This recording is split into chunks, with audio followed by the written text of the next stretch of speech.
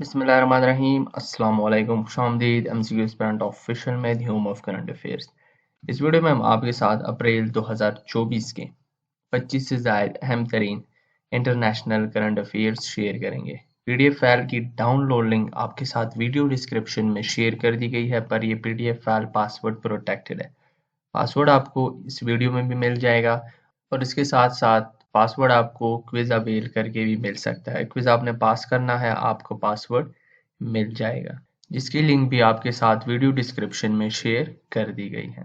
Pray for फ़लस्तीन। अपने फ़लस्तीन बहन भाइयों को अपनी दुआओं में, अपनी डोनेशंस में ज़रूर याद रखें। करंटली हमारा पैकेज चल रहा है करंट अफेयर्स का, जिसकी मज़ीद मालूमात आपको इस लिंक पर क्लिक करके मिल जाएगी। सो ये लिंक आपके साथ वीडियो डिस्क्रिप्शन में शेयर कर दी गई है। आप सिंपल इस लिंक को गूगल के यूआरएल में भी पेस्ट करके आप इस पेज तक रसाई हासिल कर सकते हो। वहाँ पे आपको तमाम पैकेज की डिटेल्स जो है वो मिल जाएगी।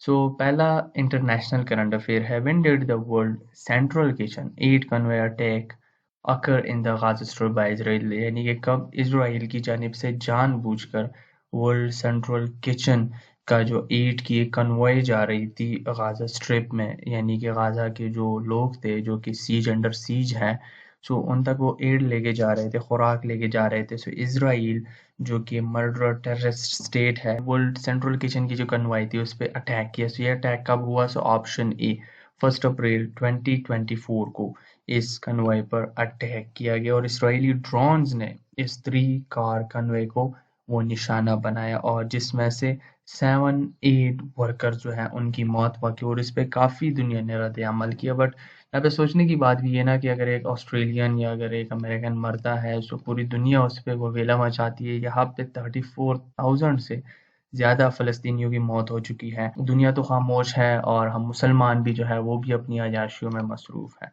सो अल्लाह हमें इस ख्वाब गफलत से उठाए कि हम अपने लोगों के लिए, अपने मुसलमान भाइयों के लिए आवाज़ उठाएं। When Israel conducted an airstrike on the Iranian embassy complex in Damascus, Syria. So Iran और इसराइल के दरमियान टेंशन्स हाई है।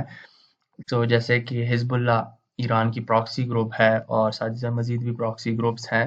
सो वो इसराइल पे कंसिस्टेंटली अटैक्स कर रही है। सो इसराइल ने यहाँ पे दमास्कस का जो ईरान की जो एम्बेसी है, सो यहाँ पे ईरान के मेन कमांडर्स थे। तो इसराइल ने इस एम्बेसी को टारगेट बनाया। सो ये कब इसराइल ने इस एम्बेसी को टारगेट बनाया? एयर स्ट्राइक के थ्रू। सो ऑप्शन ए, 1 अप्रैल 2024 को इसराइल ने इस एम्बेसी को टारगेट बनाया और जिसमें से 16 पीपल्स जो है वो मारे गए, जिसमें 8 officers of the Islamic revolutionary guard corps शामिल थे और 2 सीरियन सिविलियंस इसमें शामिल थे। और उसके बाद टेंशन जो है वो काफ़ी हाई हो गई है।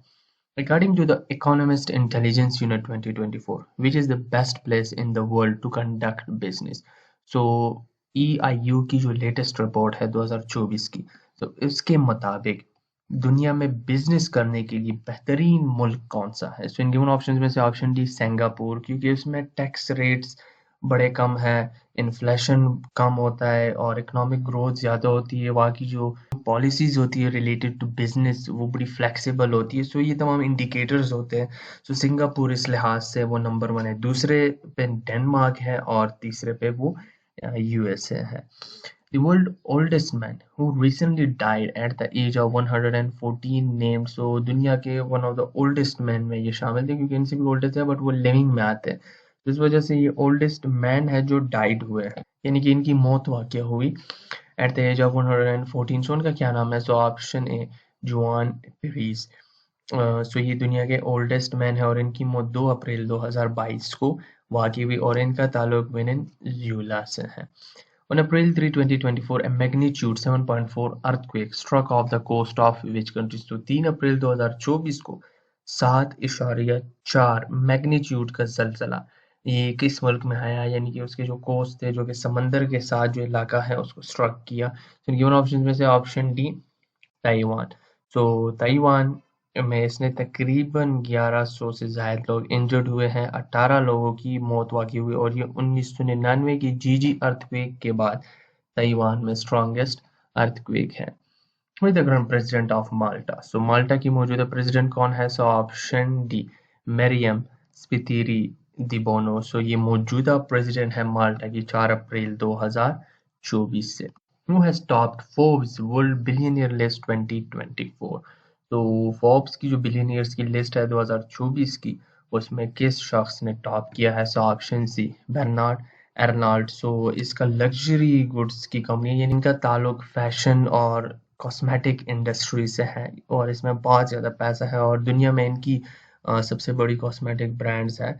सो उसके बाद जो है वो Elon Musk. Researchers of which country releases the largest 3D map of the universe featuring more than 6 million galaxies? So दुनिया के किस रिसर्चर्स ने, किस मुल्क के रिसर्चर्स ने दुनिया का लार्जेस्ट 3D मैप बनाया है यूनिवर्स का, जिसमें मोर देन 6 मिलियन गैलेक्सीज हैं? सो इन दोनों ऑप्शन में से ऑप्शन सी यूएसए के जो रिसर्चर्स हैं उन्होंने ये मैप बनाया है और ये एरिजोना जो यूनिवर्सिटी है उनकी, सो यूनाइटेड स्टेट्स में, सो उन्होंने ये मैप रिलीज किया है।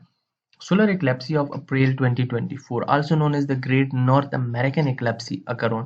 So जो सोलर एक्लेप्सी थी 2024 में जो हुई अप्रैल 2024 में, सो ये ज़्यादातर नॉर्थ अमेरिकन जो रीजन थे वहाँ पे ये इसको यानी कि देखा गया है, ऑब्जर्व किया गया है, बाकी रीजन्स में इसको नहीं देखा गया, सो इस वजह से इसको ग्रेट नॉर्थ अमेरिकन एक्लेप्सी भी कहा जाता है। सो ये कब हुई? सो ऑप्शन बी अप्रैल 8 2024 को ये एक्लेप्सी जो है वो हुई और इसमें नॉर्थ अमेरिका, मैक्सिको और कनाडा की कुछ जो इलाके थे उसने इस एक्लेप्सी को ऑब्जर्व किया। Who is the current Prime Minister of Iceland? सो कौन है मौजूदा प्राइम मिनिस्टर आइसलैंड के? So option D बेरनी बेनेडिक्सन। सो ये मौजूदा प्राइम मिनिस्टर हैं आइसलैंड के। ये फॉरेन मिनिस्टर थे बट जब कैथरीन जोकोबोस्टर ने रिजिग्नेशन दी, सो 5 अप्रैल से ये न्यू प्राइम मिनिस्टर है आइसलैंड के। What is the theme of World Homeopathy Day 2024? So homeopathic day 2024 का थीम क्या था? सो ऑप्शन है हेम्योपैरिवर वन हेल्थ वन फैमिली। से ये थीम था और हर साल 10 अप्रैल को होम्योपैथी डे इसको सेलिब्रेट किया जाता है और इसको सेलिब्रेट किया जाता है in honour of the founder of homeopathy doctor Samuel Hahnemann.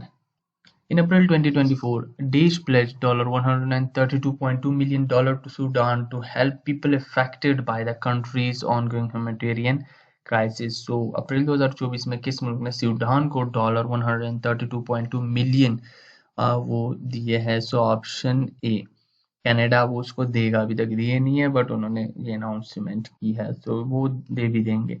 When Iran launched a retaliated attack with missile and drone strikes against Israel in response to Iran embassy attack in Syria। जैसे कि Israel ने Iran की embassy पे attack किया, उसको Iran ने response किया, retaliatory response था ये ईरान की जानिब विद मिसाइल्स एंड ड्रोन्स, यानी कि डायरेक्टली इसराइल पे किसी ने इतने सालों में से डायरेक्ट इस तरह का हमला किया है। सो वो ईरान ने कब किया? सो ऑप्शन बी 13 अप्रैल 2024 को। यकम अप्रैल को इसराइल ने स्ट्राइक्स की दमास्कस में, सीरिया में। सो उसके बाद ईरान ने रिटेलिएटरी अटैक किया इसराइल पे, जिसमें 300 से ज़ायद ड्रोन्स जो है वो दागे गए हैं इसराइल मिलिट्री बेसिस पे, सिविलियंस पे नहीं दागे गए, क्योंकि इसराइल तो सिविलियंस को मारता है, लेकिन ईरान ने सिविलियंस को टारगेट नहीं किया, उसने इनकी जो मिलिट्री बेसिस थी उसको टारगेट किया।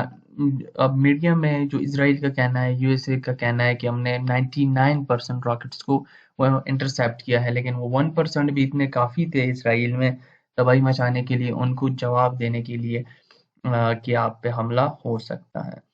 On April 13, 2024, Iran and its proxies attack Israel with about 10 drones and multiple ballistic missiles. So इसके बारे में पहले भी, इससे पहले एमसीक्यूज में जिक्र हो चुका है। सो ऑप्शन डी 300 ड्रोन से, मोर देन 300 ड्रोन से उन पे हमला किया गया, जिसमें 300 क्रूज मिसाइल्स शामिल थे, ठीक है, और 120 बैलिस्टिक मिसाइल्स शामिल थे। तो ये तमाम उसमें शामिल थे।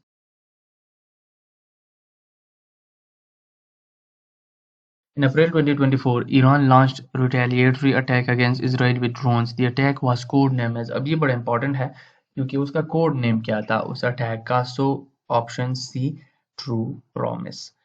On April 13, 2023, which country seizes the MSC Ares, a Portuguese registered Madeira flagged container ship owned by Zodiac Maritime? So 13 अप्रैल 2023 को किसने MSC Ares नामी एक बड़ी शिप है जो कि ज़ोडिक मैरीटाइम, यानी कि इसके जो चेयरपर्सन है वो जूइश हैं, वो इस ज़ायनिस्ट का हिस्सा हैं।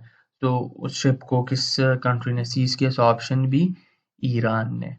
Which country has recently declared a federal emergency on Orenburg region due to the Ural River flooding और सिक्स? सो किस मुल्क ने अभी हाल ही में फेडरल इमरजेंसी वो इन इलाकों में ओरेनबर्ग रीजन? सो ये रीजन आपको पता होना चाहिए कि ये किस कंट्री में है, सो आपको पता चल जाएगा कि किस मुल्क ने फिर फेडरल इमरजेंसी लगाई है। सो ओरेनबर्ग रीजन जो है वो ऑप्शन बी रशिया में वाक़, और रशिया ने इस इलाके में फेडरल इमरजेंसी लगाई है क्योंकि उराल रिवर की जो पानी की सतह है वो ज़्यादा हो चुकी है और वहाँ से जो है फ्लोडिंग के वहाँ पे फ्लोडिंग आ चुकी है, यानी कि सैलाब आ चुका है। According to the 2024 report from the New Lancet Commission, what is the projected number of annual deaths from breast cancer by 2024? So 2024 की न्यू लैंसेट कमीशन की रिपोर्ट के मुताबिक 2040 तक एनुअल डेथ जो है ब्रेस्ट कैंसर से वो कितनी हो जाएगी? सो ऑप्शन ए 1 मिलियन, यानी कि 10 लाख। 2040 तक 1 मिलियन यानी कि 10 लाख लोग जो है वो एनुअली ब्रेस्ट कैंसर से सिर्फ मरेंगे। In April 2024, which country vetoes the UN Security Council resolution supporting the state of Palestine joining the United Nations? So जैसा कि आपको पता है रेसिस्ट और इस जेनोसाइड में जो फुली इन्वॉल्व है यूएसए, तो उसने इस रेजोल्यूशन को, यानी कि यूनाइटेड स्टेट सिक्योरिटी काउंसिल की जो स्टेट ऑफ फलस्तीन की रेजोल्यूशन थी, अब भी जो यूएन में स्टेट ऑफ फलस्तीन वैसे ऑब्जर्वर है, बट अगर इस रेजोल्यूशन को पास कर दिया जाए तो इसको एज ए स्टेट कंसिडर किया जाता है और उसके साथ डिप्लोमेटिक रिलेशंस वो तमाम वो बनाए जा सकते थे। बट यूएसए को ये कहाँ मंजूर है और उसने जो है अपनी पावर का यूज करके इस रेजोल्यूशन को वीटो कर दिया। An occupation protest by pro-Palestinian student and Columbia University began on।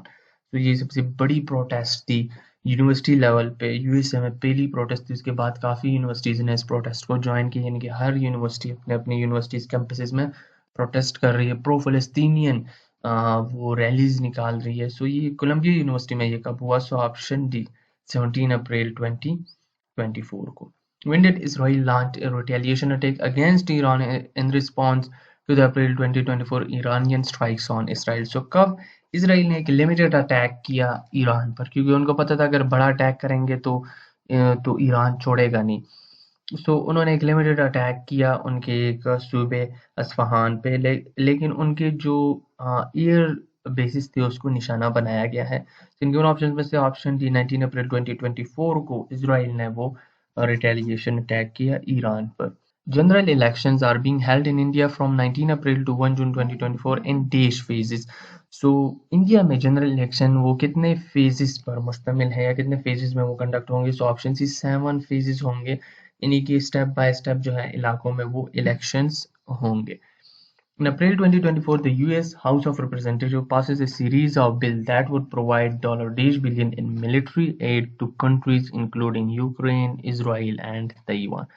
So US की जो हाउस ऑफ रिप्रेजेंटेटिव्स, यानी कि आप इसे कह सकते हैं कि सेनेट ऑफ यूएस है, जो इसने कितने बिलियन मिलिट्री एड जो है वो यूक्रेन, इसराइल और ताइवान को एक साथ मिलके इनके लिए बिल पास किया है। So option C, $95 billion military aid वो दी जाएगी इन तीनों कंट्रीज को, यानी कि मिला के अब कुछ यूक्रेन को मिलेगी, कुछ इसराइल को मिलेगी और कुछ ताइवान को मिलेगी। IPN SDG, Building Our Common Future with Innovation and Creativity is the theme of which international day? So ये किस इंटरनेशनल डे का थीम था? सो ऑप्शन है वर्ल्ड इंटेलेक्चुअल प्रॉपर्टी डे, और हर साल 26 अप्रैल को वर्ल्ड इंटेलेक्चुअल प्रॉपर्टी डे इसको celebrate किया जाता है। Which country will host the special World Economic Forum meeting on global cooperation, growth and energy? So option D, Saudi Arabia. इसने WEF यानी कि वर्ल्ड इकोनॉमिक फोरम की इस मीटिंग को होस्ट किया।